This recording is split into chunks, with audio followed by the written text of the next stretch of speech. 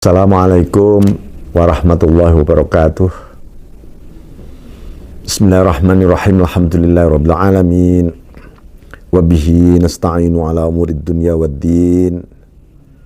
Allahumma shalli ala sayyidina Muhammadin abdika wa nabiyyika wa rasulika nabil ummi wa ala alihi wa sahbihi wa sallim tasliman biqadri 'azamati dzatika fi kulli waqtin wa hin, amma ba'd. Mari kita mengulas kembali, ngaji bersama-sama kita kajian kitab Al-Hikam yang berseri, dan kita memasuki bab mengenai urgennya soal adab sebenarnya. Kalau kemarin ini kita ini dihadirkan dengan agar kita ini tidak terjebak pada suasana istidraj. Justru puncak dari istidraj itu ketika kita kehilangan adab. Ya, kehilangan adab di hadapan Allah, di hadapan Rasulullah, di hadapan para kekasih-kekasih para walinya Allah, di hadapan para ulama yang soleh, ulama billah, di hadapan para guru-guru, di hadapan para sesama kawan, di hadapan seluruh makhluk. Kalau kita sampai kehilangan adab, etika terdalam, sesungguhnya kita berada dalam jebakan istidraj. Maka beliau mengingatkan begini, Bismillahirrahmanirrahim. Min jahlil muridi ayyusi al-adab fatu'akharal uqubatu anhu fayaqulu law kana hadha su'a adabin laqata al-imdadu wa aujabal ib'ad. Di antara ketololan, kebodohan para penempuh jalan Allah, para murid itu maksudnya muridullah, artinya orang-orang yang berkehendak, berhasrat menuju kepada Allah. Nah, mungkin semua orang sedang kepingin, bercita-cita, berkeinginan, aku hidup ini menuju kepadamu Allah. Tapi kalau ini tidak ada ilmunya, nanti bisa tolol kita. Nah, di antara ketololannya adalah ayusi al-adab. Adab kita buruk. Ya, adab buruk. Lalu gara-gara apa? Fatu'akharul uqubatu. Pada saat siksaan ditunda oleh Allah. Jadi ini orang maksudnya tidak beradab, melakukan hal-hal buruk, tapi kok tambah kaya, tambah nikmat hidupnya, tambah sukses. Semakin maksiat tambah sukses. Gitu ya. Ini bagian dari su'ul adab. Adab terburuk. Ya. Lalu dia mengatakan, "Lau kana hadza su'a adabin." Kalau ini disebut su'ul adab, ya pasti Allah akan memutuskan seluruh anugerah limpahan. Toh nih buktinya aku sukses, rezeki gampang, sekali berdoa langsung terjadi. Apa yang saya angan-angan muncul besok atau muncul segera. Nggak taunya dia memelihara su'ul adab, bersembunyi di balik cover, di balik bungkus kata-kata bahwa seandainya Allah memang menyiksaku, pasti aku tidak akan seperti ini. Mungkin aku akan dilempar di tengah-tengah bencana sana.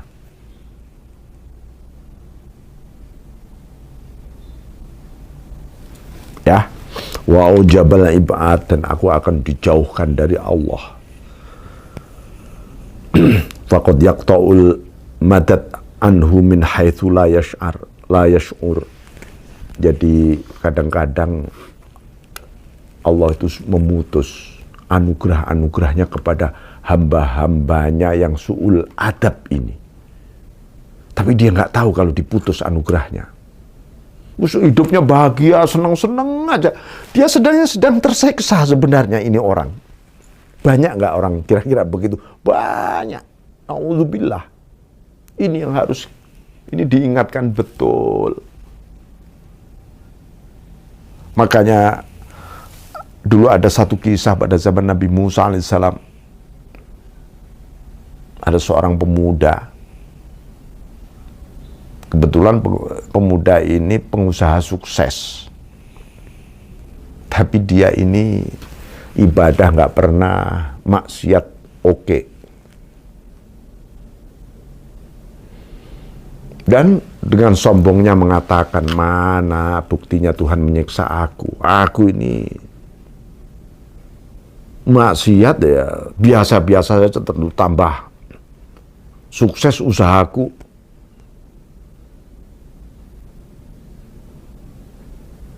Ya, aku melakukan ini itu, ya tambah nyaman hidupku. Ini si pemuda ini, akhirnya apa yang terjadi? Allah menurunkan wahyu kepada Nabi Musa supaya menemui si pemuda itu. Hai Musa, katakan ya kepada si pemuda ini, kalau nggak salah begitu, Allah sesungguhnya sudah menyiksamu bertahun-tahun sejak dulu. Apa buktinya, kata si pemuda itu? Yaitu kelalaianmu kepada Allah. Itu loh siksaan Allah kepadamu, tapi kamu tidak tahu.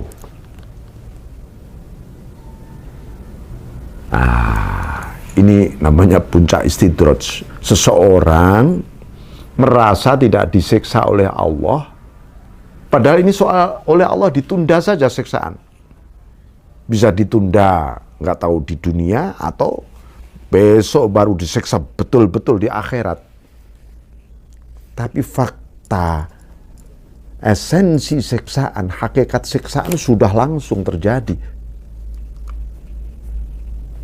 yaitu kelalaian, su'ul adab. Itu siksaan. Bismillahirrahmanirrahim. Walalam yakun illa man al mazid. Kalau toh pun tidak diberi anugerah oleh Allah bentuk siksaannya, dia terhalang untuk bertambah kualitas jiwanya, imannya, ya. Usia kita tambah, ilmu kita tambah. Mungkin jumlah ibadah kita tambah, ikhlasnya nggak tambah, syukurnya nggak tambah, sabarnya nggak tambah, ridhonya nggak tambah. Itu siksaan. Itu siksaan namanya.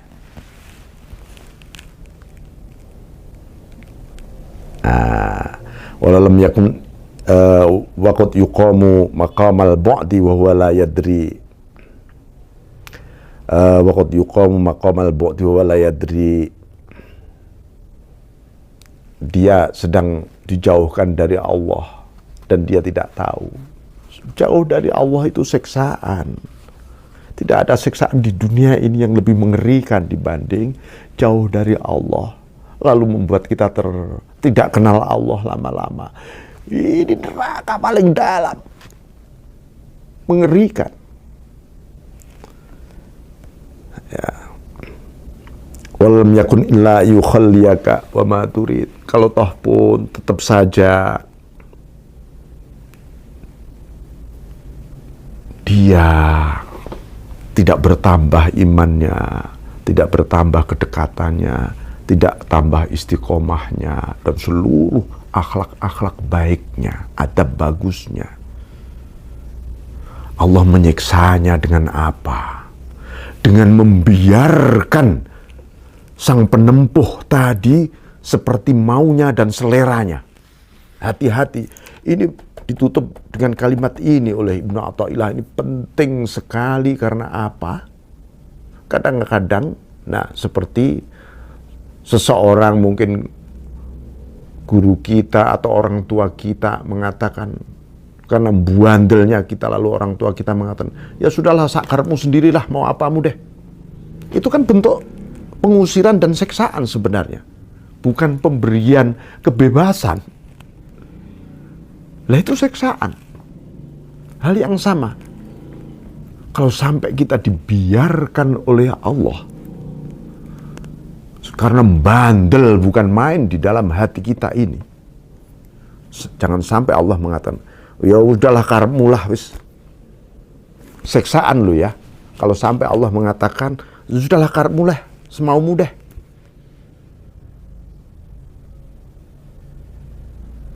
Nah, nih ya. Maka Bismillahirrahmanirrahim. Saya kira bab adab ini sangat luar biasa. Maka kita jaga adab kita dengan Allah Subhanahu wa taala. Adab sebagai hamba. Ya, adab sebagai hamba. Dengan segala kehambaan kita kepada Allah. Dengan Rasulullah SAW, adab sebagai umat dan pengikut, pecinta, dengan segala optimalisasi yang ada di dalam diri jiwa kita. Adab kita kepada para kekasih-kekasih Allah. Sampai Allah menyebutkan man adali waliyan faqad adantu alal harb. Siapa yang mengobarkan perang terhadap atau memusuhi kepada wali-waliku, kekasihku, aku kobarkan perang kepada orang itu. Maksudnya apa? Aku membencinya pasti.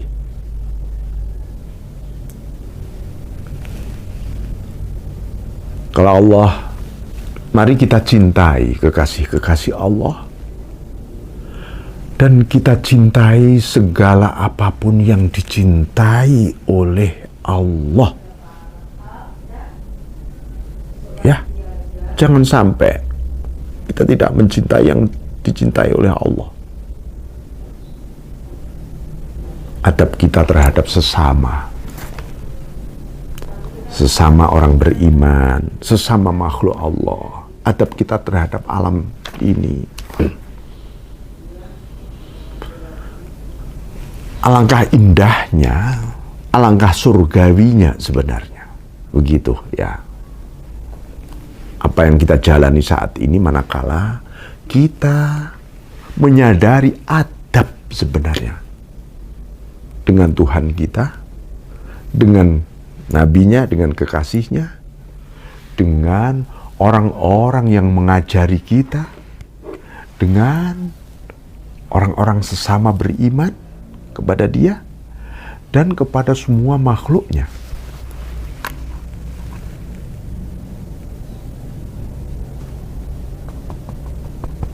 Ini tidak ada alasan lagi untuk kita tidak beradab, karena seluruh ajaran tasawuf, at-tasawufu kulluhu adab. Seluruh ajaran tasawuf ini isinya ya adab. Isinya etika.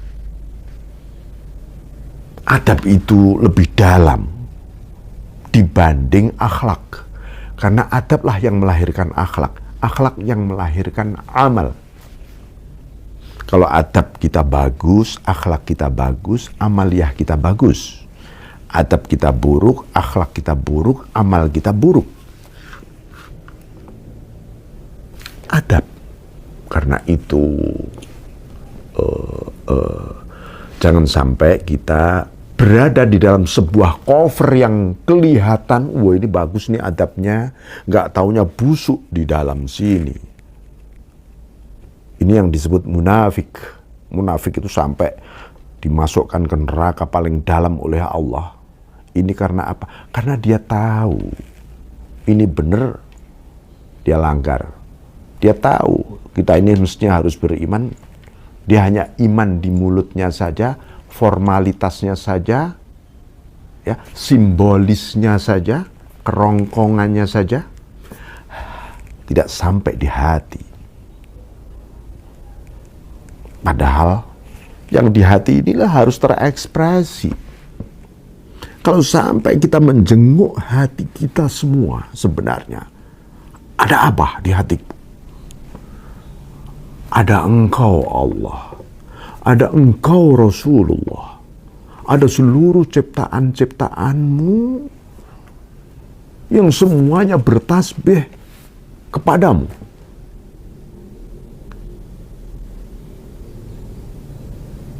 Nah, lalu kita akan berkata di dalam hati kita, hai hati, kenapa sebandel itu kamu? Setebal itu dinding-dinding yang menutup dirimu. Sampai engkau gak kenal Tuhanmu, gak kenal nabinya, gak kenal kekasih-kekasihnya, gak kenal hamba-hambanya, dan bahkan kamu mulai tidak kenal dengan siapa dirimu sendiri.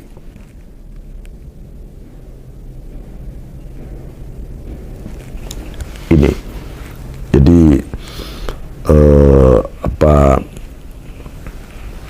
inilah nanti di belakang disebutkan oleh Ibnu Athaillah Sakandari betapa seringnya banyak orang menganggap yang disebut kasih sayang Allah itu sesuatu yang lembut, yang ramah, yang asik, yang senyum-senyum, yang serba terpenuhi, baru kalian menyebut, wah ini kelembutan dan kasih sayang Tuhan. Begitu gagal, begitu kesandung, terkena penyakit, cobaan, orang mengatakan, kayaknya Tuhan sedang tidak berpihak kepadaku, Tuhan belum sayang kepadaku, atau Tuhan tidak sayang kepadaku. Ini adalah cara kita memahami kasih sayang yang salah dan sangat-sangat picik dan dangkal. Ini artinya kita sedang tidak faham dengan Allah. Padahal itu semua juga cara Allah mencintai, menyayangi kita.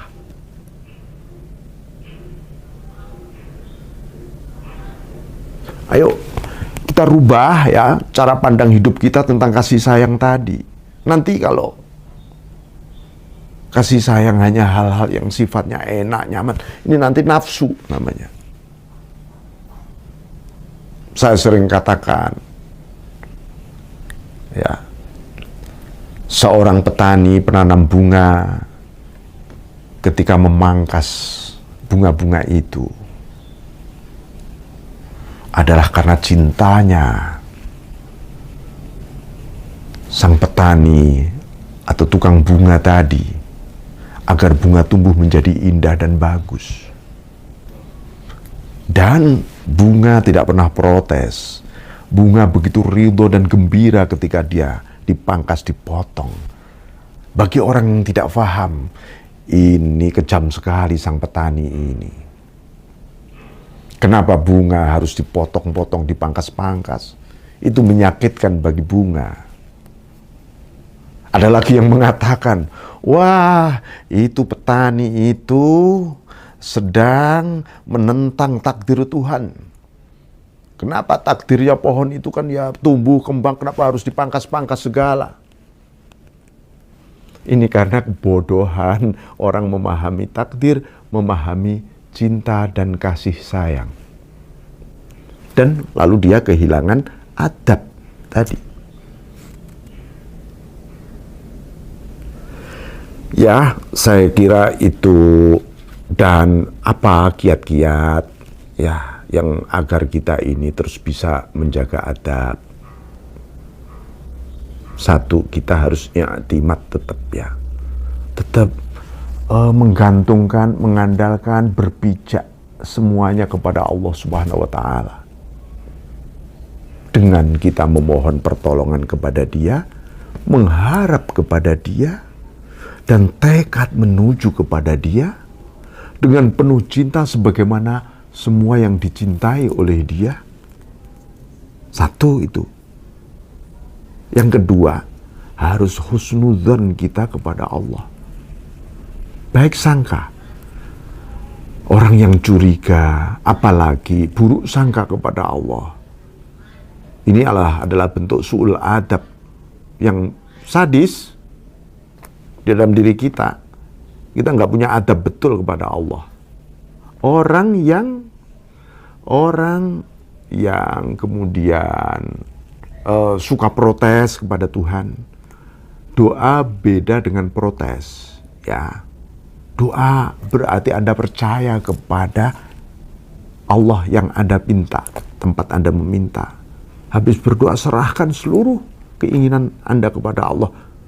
Jangan kemudian digedor-gedor lagi setiap hari. Mana Tuhan? Kok belum Tuhan? Kok belum Tuhan? Ini namanya kita sedang tidak rela. Sedang tidak rela. Kita ini juga nggak ngerti kebutuhan besok kita ini apa. Secara fisik loh ya. Apalagi secara rohani. Yang tahu adalah yang menciptakan kita. Maka kita harus bergantung terus, bersandar terus, memohon terus. Biar Allah yang memilihkan jalan-jalannya.